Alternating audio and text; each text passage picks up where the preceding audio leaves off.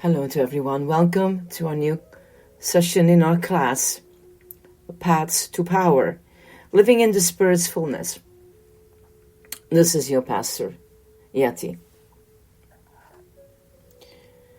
Today I'm going to talk about miracles follow the plow.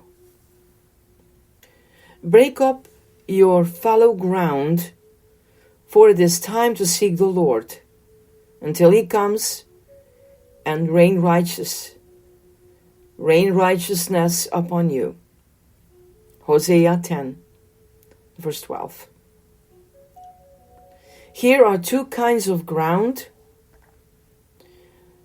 fallow ground and ground that has been broken up by the plow.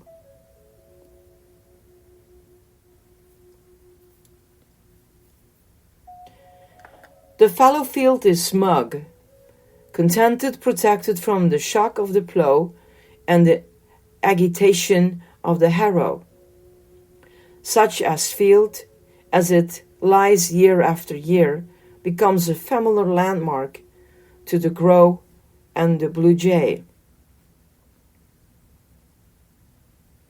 Had it intelligence, it might take a lot of satisfaction in its reputation. It has stability, and nature has adopted it. It can be counted upon to remain always the same, while the fields around it change from brown to green and back to brown. Safe and undisturbed, it sprawls lazily in the sunshine. The picture of sleeping contentment, but is paying a terrible price for its tranquility. Never does it see the miracle of the growth. Never does it feel the motions of mounting life, nor see the wonders of bursting seed, nor the beauty of ripening grain.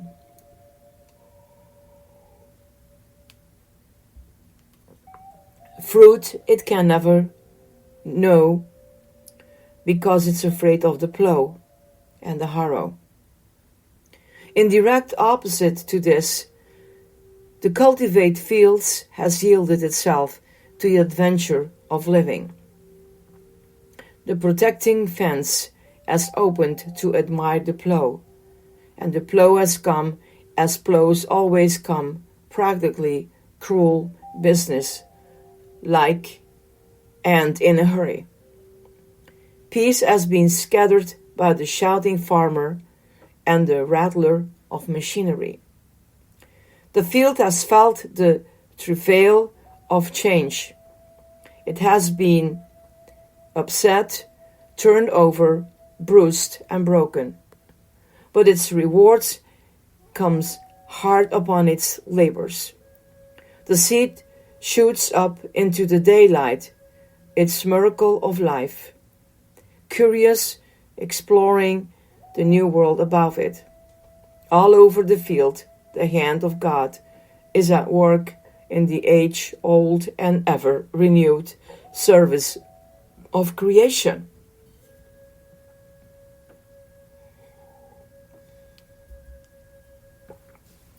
New things are born to grow, mature, and consummate the grand prophecy latent in the seed when it enters the ground. Nature's wonders following the plow. There are two kinds of lives also, the fallow and the plowed. For examples of the fallow life, we need not go far. They are all too plentiful among us.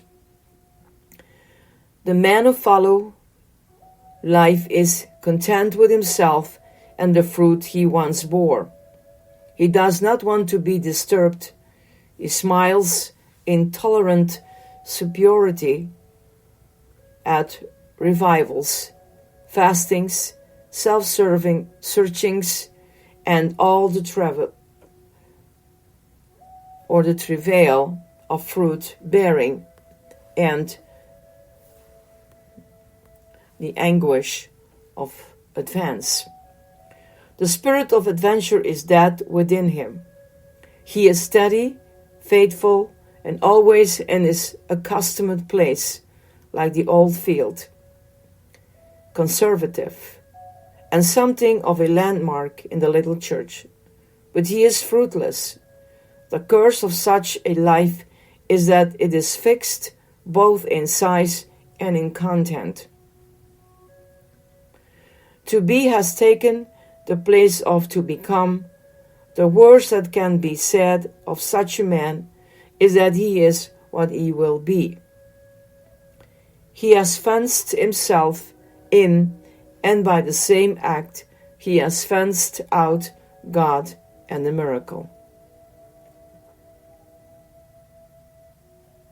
The plowed life is the life that has, in the act of repentance, thrown down the protecting fences and sent the plow of confession into the soul.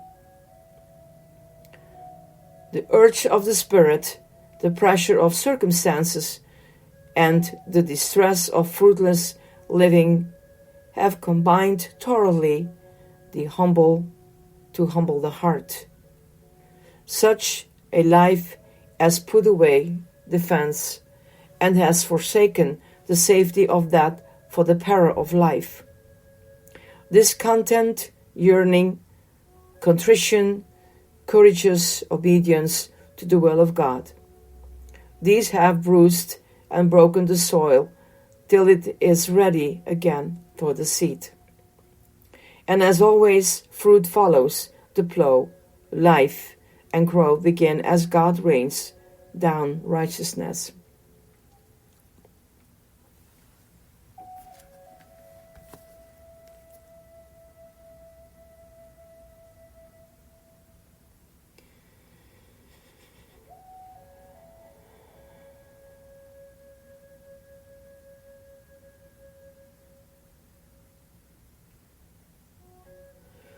Such a one can testify, and the hand of the Lord was upon me there.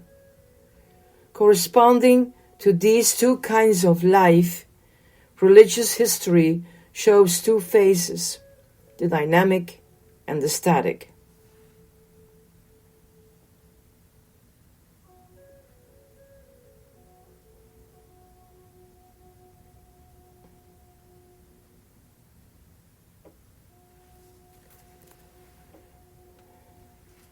The dynamic periods were those heroic times when God's people steered themselves to the Lord's binding and went out fearlessly to carry his witness to the world.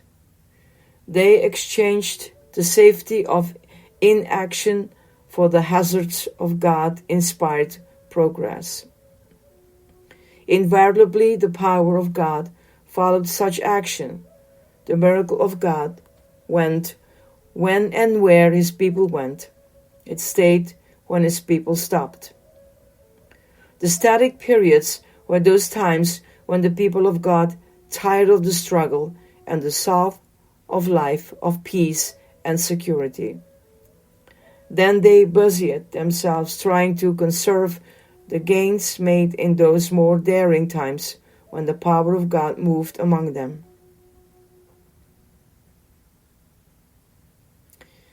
Bible history is repleted with examples. Abraham went out on his great adventure of faith, and God went with him. Revelations, theophanies, the gift of Palestine, covenants, and promises of rich blessings to come were the result. Then Israel went down into Egypt, and the wonders ceased for 400 years. At the end of that time, Moses heard the call of God and stepped forth to challenge the oppressor. A whirlwind of power accompanied that challenge, and Israel soon began to march. As long as she dared to march, God sent out his miracles. to clear the way for them, for her. Whenever she lay down like a fallow field, he turned off his blessing and waited for her to rise again and command his power. This is a brief but fair outline of the history of Israel and of the church as well. As long as they went forth and preached everywhere, the Lord worked with them, confirming the word with signs following. But when they retreated to monasteries or played at building pretty cathedrals, the help of God was withdrawn till other people stood up with a new message.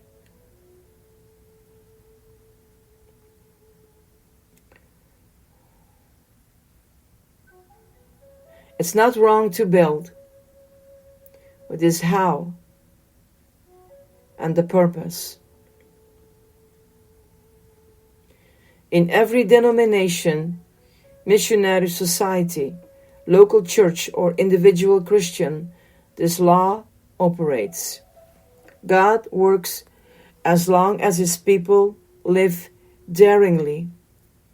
He ceases when they no longer need his aid. As soon as we seek protection out of God, we find it to our own undoing. Let us build a safety wall of endowments, by laws, prestige, multiplied agencies for the delegation of our duties, and creeping paralysis sets in at once, a paralysis which can only end in death. The power of God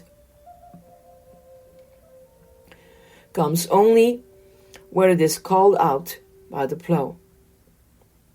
It is released into the church only when she is doing something that demands it. By the word doing, I do not mean mere activity. The church has plenty of hustles as it is, but in all her activity she is very careful to leave her fallow ground moistly untouched. She is carefully to confine her hustling within the fear-marked boundaries of complete safety. That is why she is fruitless, she is safe, but fallow. Look around today and see where the miracles of power are taking place.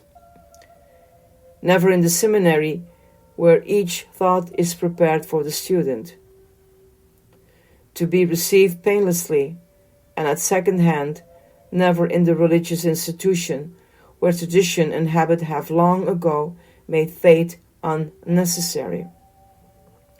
Never in the old church, where memorial tablets plastered over the furniture bear silent testimony to a glory that once was. Invariably, where daring faith is struggling to advance against hopeless odds, there is God sending help from the sanctuary. In the missionary society with which I know a lot of people were and were sent out,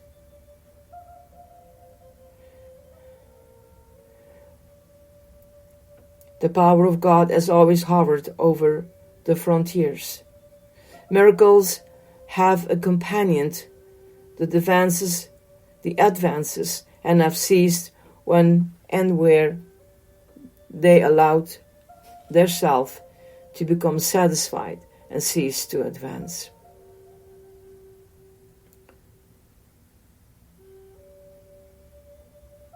When Jesus sent his apostles out, as long as they were working, what happened? There was healing. There was freedom, set free from the devil, and name it. They put their hands on the plow and they were plowing. They were looking forward.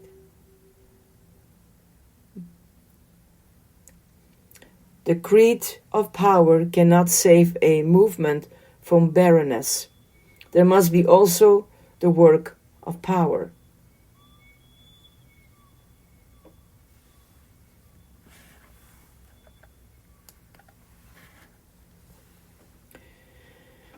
But I am more concerned with the effect of this truth upon the local church and the individual. Look at that church where plentiful fruit was once too regular and expected thing. But now there is little or no fruit, and the power of God seems to be in abeyance. What is the trouble? God has not changed, nor has his power or his purpose for that church changed in the slightest measure. No, the church itself has changed.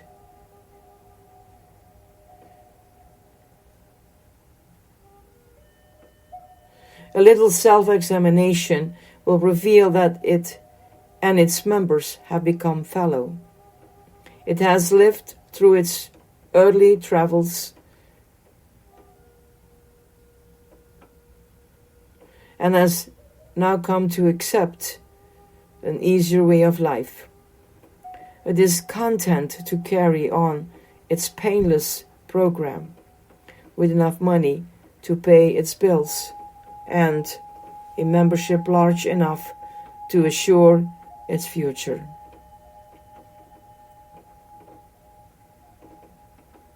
Its members now look to it for security rather than for guidance in the battle between good and evil. It has become a school instead of a barracks. Its members are students, not soldiers.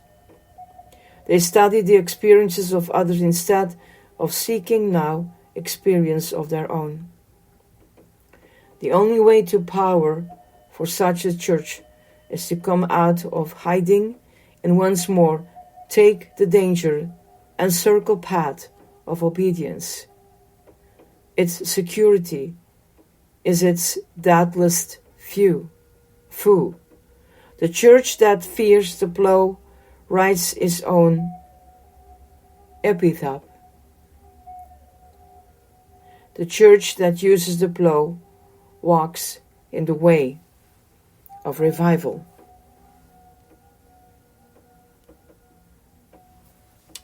And maybe you say, well, our church is not that young anymore. Well, that is a matter for all churches. And we know that global wide, churches are not as big as anymore. But I do believe that God works in few people that are aware of the conditions that things needs to be changed. And if the church are more with seniors, or you can fill yourself in with your church, then things can be changed according in their age. But the message is still the same. There is a mission to go out. There is putting the hands on the plow. And what you have inside with your people, you can bring that to others. If we are only focused on what we need in our church, we forget, or maybe we are aware, or maybe we are not interested anymore because it's warm and cozy. But the Lord is asking us to stand up, to be bold in Him, and to go out, so that the fields become fruitful. Because He says, the fields are white for the harvest, but there's a lack of laborers. He's talking to me, and He's talking to all of you.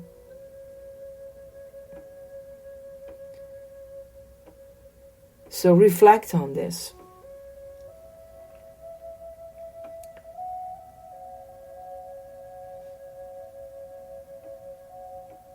I wish you good thoughts and insight and guidance by God's Spirit.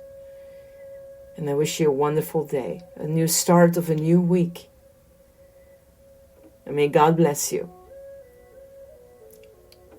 Bye-bye.